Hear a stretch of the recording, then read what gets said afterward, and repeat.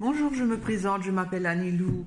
Alors dans les commentaires, il y a MNBV qui a souhaité que je fasse un tirage P sur ce que fait notre âme durant une anesthésie générale.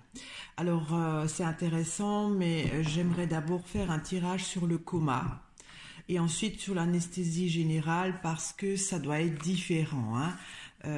Enfin, c'est un peu, enfin je sais pas, j'aimerais d'abord, le coma c'est quand même plus violent pour l'âme d'après moi que l'anesthésie. L'anesthésie ça correspond à un sommeil et le coma ça peut être vital, hein. Alors merci pour cette idée de tirage. Et là, je vais faire pour le coma. Et le suivant, ce sera l'anesthésie, hein. Voilà. Alors, je vais poser la question, que fait notre âme lorsque nous sommes dans le coma, hein. Donc, quand il y a un accident, fracture du, du cerveau, de la boîte crânienne, qu'est-ce qui se passe au niveau de l'âme? Alors, je ne sais pas si vous avez vécu cette situation, c'est un peu douloureux pour moi, étant donné que j'ai vécu cela, quelqu'un très proche de ma famille, hein. Voilà.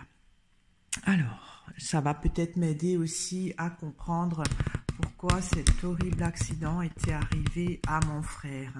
Ben, ça va être peut-être un tirage en son honneur. Bon, il est toujours vivant, mais il a des grosses séquelles. Alors, il y a le fagot et les orties. Alors, qu'est-ce que le coma? Que fait notre âme quand on est dans le coma? Alors, il y a quelque chose là, le fagot, qu'est-ce que ça pourrait être? Quelque chose vraiment d'irritant. Je vais retourner les cartes. Il y a le blé avec les noix. C'est bizarre parce que le blé, c'est des toutes petites graines et là, c'est grossi. Les noix, ça peut aussi être le cerveau, hein, quand on dit que une noix, ça représente les deux hémisphères du cerveau. Il y a le bourgeon avec la roche. Pour le moment, ça parle pas trop d'âme, hein, ça parle plutôt du côté cerveau. Mais il y a quand même un renouveau, c'est quand même bizarre. La roche prise de hauteur, c'est-à-dire que on n'est plus, on est en haut, hein, enfin je sais pas. Il y a le clocher.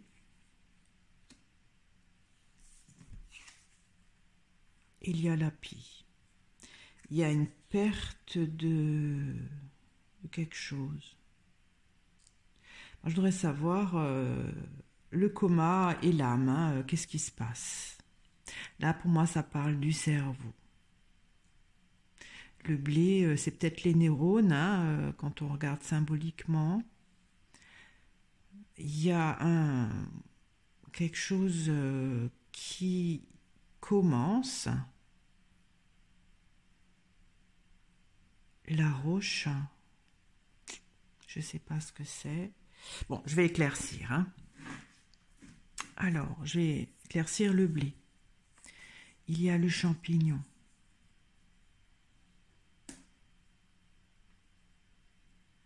Je vais encore éclaircir le champignon. Il y a la glace. Il y a quelque chose qui s'arrête. Bon, ça pourrait représenter les neurones, hein, qui fonctionnent pas ou plus. Le champignon, je ne sais pas ce que c'est. J'éclaircis les noix. Pour moi, ça pourrait représenter le cerveau. Il y a la porte. J'éclaircis encore la porte. Il y a les anneaux.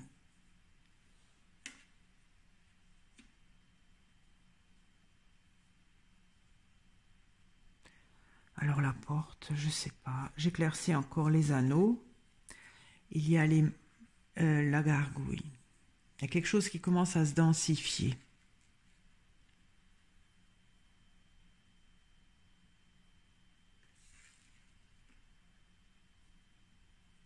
Il y a le cerveau qui commence peut-être à ouvrir une porte pour s'unir.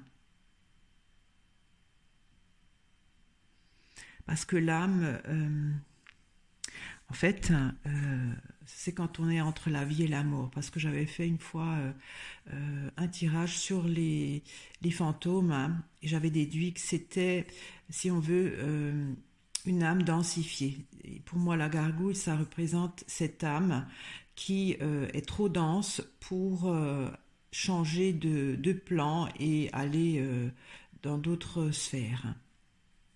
En fait, le cerveau ouvre une porte pour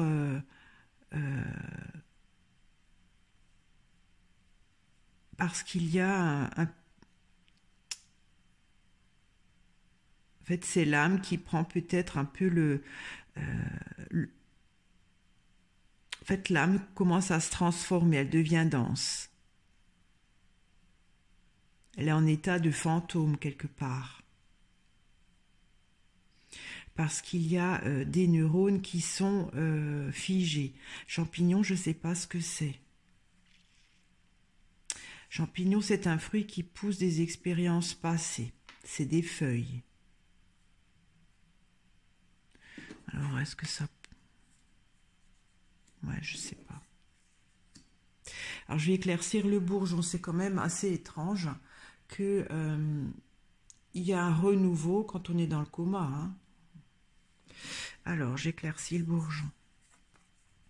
Il y a la plume. La plume, c'est une âme qui n'est pas complète, c'est-à-dire qu'elle sera destinée à se réincarner dans la vie suivante. C'est peut-être une étape nécessaire pour l'âme, pour grandir, hein, je sais pas. J'éclaircis encore la plume. Il y a le printemps.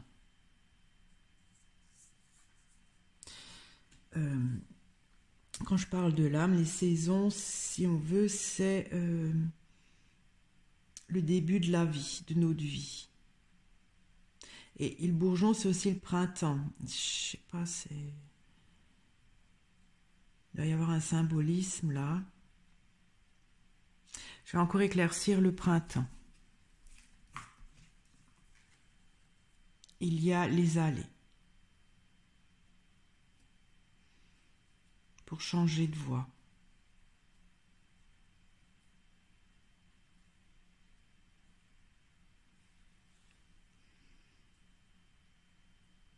Alors je vais éclaircir la roche. Il y a la pêche. C'est une situation d'attente. En fait, le coma pourrait être représenté par ces deux cartes. Hein. C'est-à-dire, on est tout en haut, là, on n'est plus sur Terre, et on attend. On attend quoi? J'éclaircis la pêche. Il y a le carrousel. On attend l'activité. Peut-être l'activité cérébrale hein, qui revient. Et en attendant, quand on est donc dans cet état comateux, c'est comme si l'âme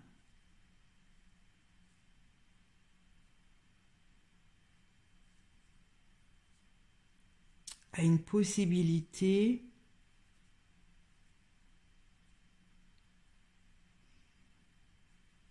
de recommencer une autre mission peut-être. Hein. Ça lui permet de passer une étape. Parce que le bourgeon, ça grandit. Quelque part, c'est quelque chose pour l'âme. Bon, c'est space, hein, c'est sûr, quand on est dans le coma, c'est pas marrant. Je vous le confirme.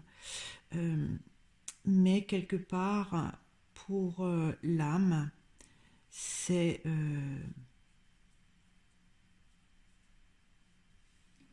une possibilité pour elle d'évoluer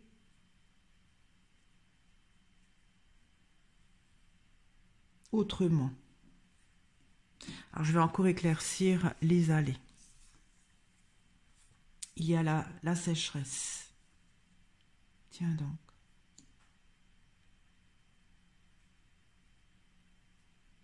Sécheresse, c'est vraiment... ça donne rien. Cette décision ne donne rien. Une décision... une décision qui meurt. En fait, le bourgeon, il meurt. Là, quelque part. Peut-être ça dépend de la décision. Hein. Ouais, je vais laisser ça comme ça. Alors, il y a une perte. Le clocher, c'est des vibrations portées par le son. Il y a une perte de ces vibrations. Ça parle aussi de l'activité intellectuelle, hein, les pensées, tout ça, il y a une perte. Moi, je voudrais plutôt me concentrer sur l'âme. Bon, peut-être que c'est lié. Hein. Alors, je vais éclaircir le clocher. Il y a l'homme. Bon, ça, c'est la personne qui est dans cet état-là. Hein. Ouais, il perd d'activité cérébrale, hein, de pensée. Je vais éclaircir la pie. Il y a la mer. La mer...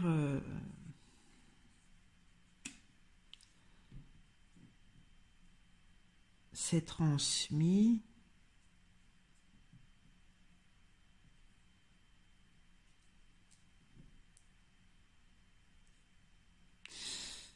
je vais encore éclaircir la mer.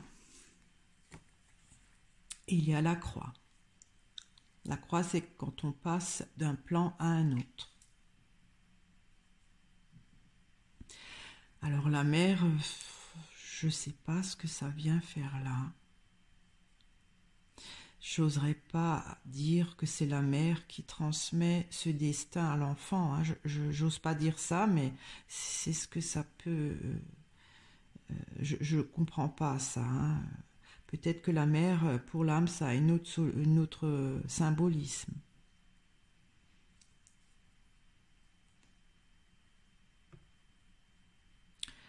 À moins que c'est peut-être le symbolisme de l'humain, hein, de tous les humains. Il y a une perte de vibration.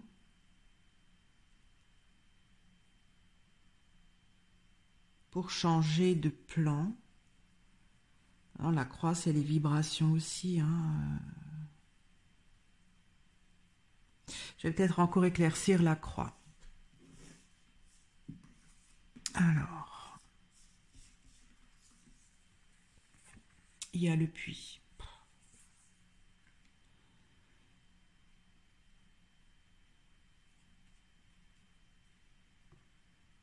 On s'enfonce, hein, on s'enfonce.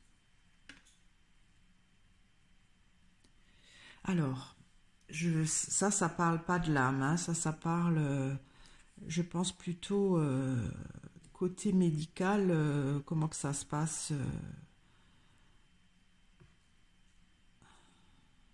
La mère m'intrigue.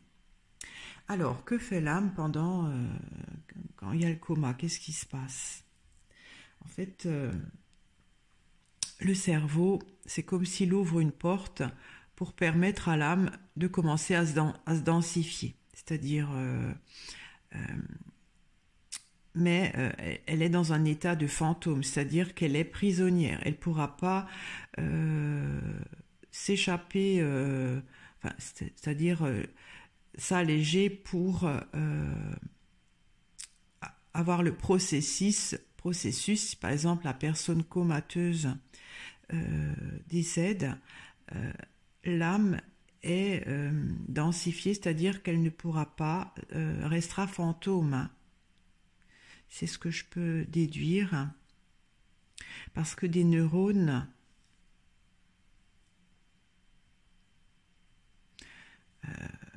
se sont figés.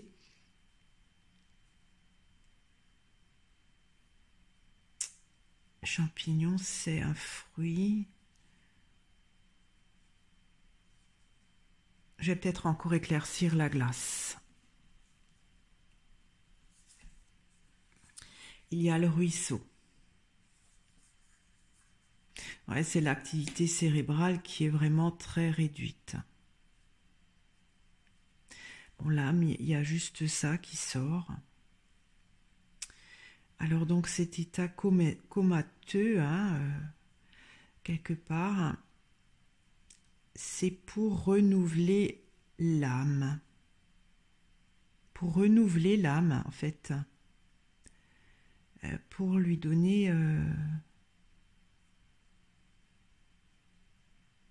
Parce que le printemps, c'est quand tout s'éveille. Il y a 2 fois le printemps avec le bourgeot, le printemps. C'est pour peut-être donner un nouvel élan à l'âme.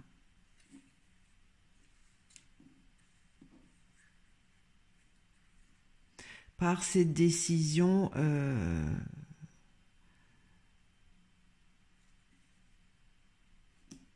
de frustration, je vais encore éclaircir la sécheresse. Il y a l'été. Ouais, ça parle de l'âme, c'est-à-dire que ça fait mûrir l'âme, grandir l'âme. Ça lui donne c'est comme si l'âme ne sait pas devenir complète. Parce que quand l'âme est complète, c'est la mouette qui sort. Hein. Et quand la mouette sort, ça veut dire que l'âme ne se réincarnera plus. Elle ira rejoindre le grand infini, la béatitude, le grand... voilà. Hein. Donc, c'est comme si l'âme, même qu'elle s'est incarnée plusieurs fois, elle a chaque fois pris des mauvaises... fait des mauvais choix qui n'ont pas fait grandir l'âme. Et ça l'a fait grandir. Avec l'été, ça l'a fait mûrir. Bon. Ça, franchement, c'est plutôt de l'ordre du côté... ce qui se passe scientifiquement. Hein, il y a une perte de vibration. Une perte de vibration parce qu'avec le puits, ça va dans le puits sans fond. La mer, vraiment, je ne comprends pas ce que ça vient faire là.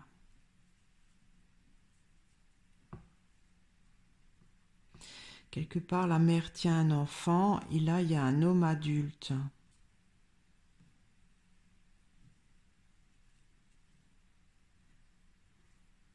Ça pourrait parler aussi de faire grandir quelque chose. Je vais encore éclaircir l'homme. Il y a la ruine.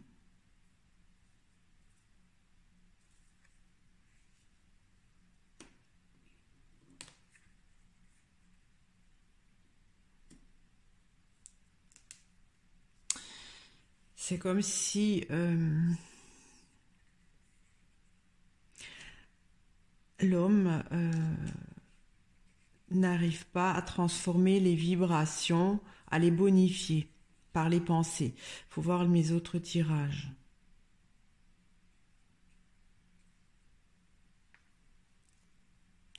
Bon, alors je vais peut-être éclaircir la coupe. Le fagot, qu'est-ce que ça pourrait être?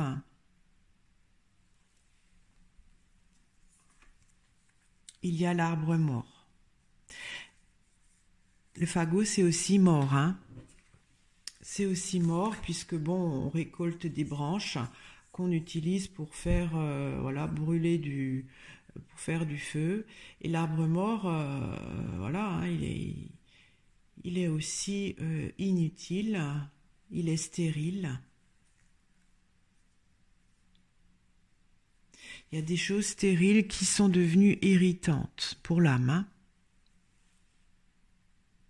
Alors, je vais éclaircir les orties. Il y a l'hiver. Oui, c'est le chemin de vie de l'âme. Parce qu'en fait, c'est comme si l'âme, à la fin de sa vie, n'aura pas progressé. Elle ne grandit pas, l'âme. Et quand on est dans le coma, l'âme a un coup de pouce pour grandir. Parce que dans les précédentes incarnations, elle n'a pas pris les bonnes décisions pour grandir.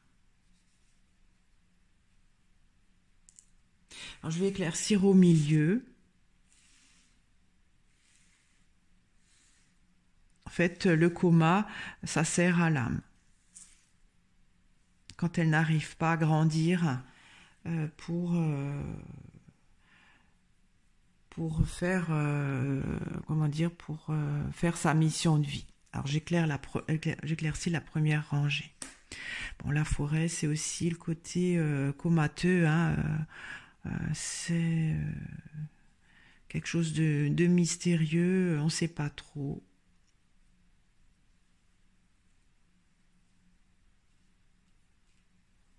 Je vais encore éclaircir la forêt.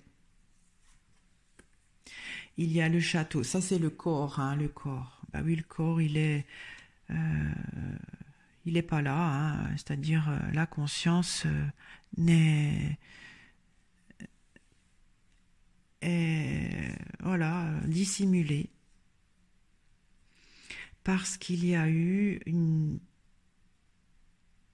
quelque chose s'est figé, une activité cérébrale donc diminuée, mais en même temps avec le champignon, c'est comme si tous les neurones ont fait un fruit. Enfin, se sont agglutinés pour se figer et donc l'activité est très restreinte. Et ça fait inviter au cerveau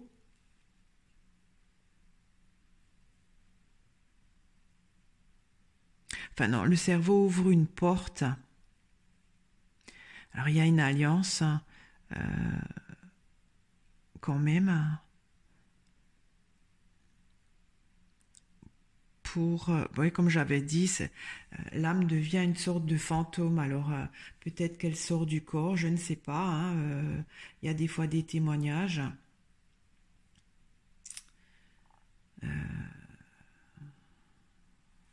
Mais des fois, on ne se souvient pas, hein, aussi.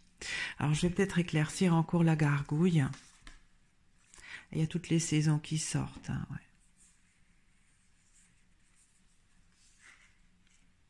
C'est donc la vie de l'âme. Hein. En fait, j'ai l'impression que l'âme a peut-être un quota d'incarnation pour faire, comment on dit, épurer son karma.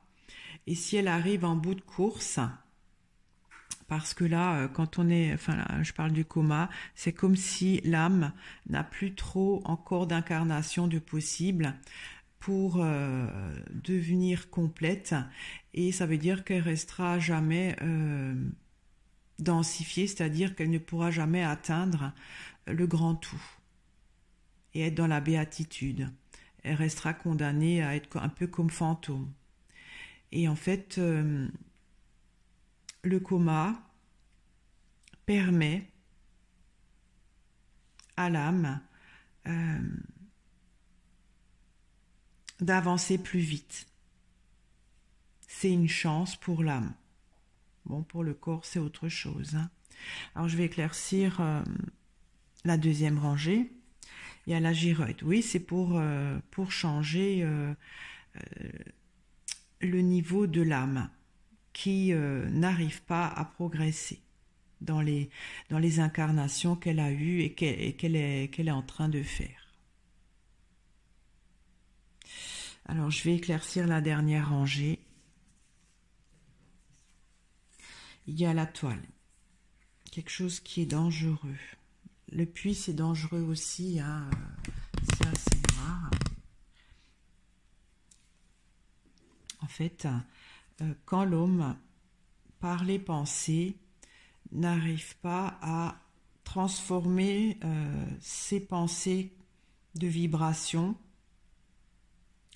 en bonne vibration, c'est-à-dire pour que l'univers les récupère pour en faire quelque chose. Avec la ruine, ça ne donne rien. Ça devient dangereux. Ça devient dangereux, mais pour qui? J'éclaircis encore la toile. Il y a les épices. Peut-être pour tout l'univers, hein, c'est lointain. J'éclaircis encore les épices. Il y a l'orage. Pour l'énergie, en fait, pour les nouvelles énergies, ça devient dangereux pour les nouvelles énergies de l'univers. Parce qu'il y a une perte.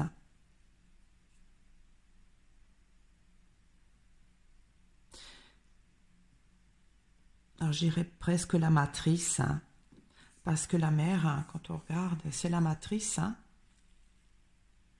Une perte de la matrice.